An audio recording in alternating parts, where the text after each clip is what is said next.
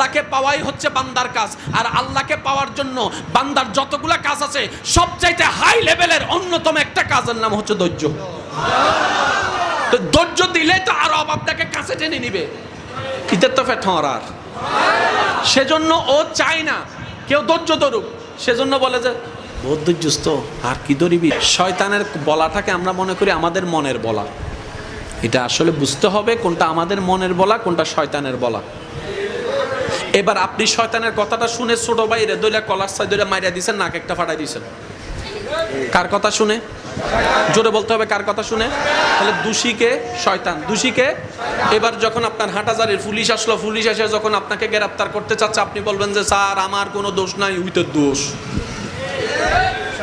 কার? শয়তানা হবু দাঁড়িয়ে কি জিরে। আমি কি বুঝাতে পারছি? ঠিক একই ক্যারেক্টারটা শয়তান হাসরের ময়দানেও করবে। আমরা যখন বলবো আল্লাহ নামাজ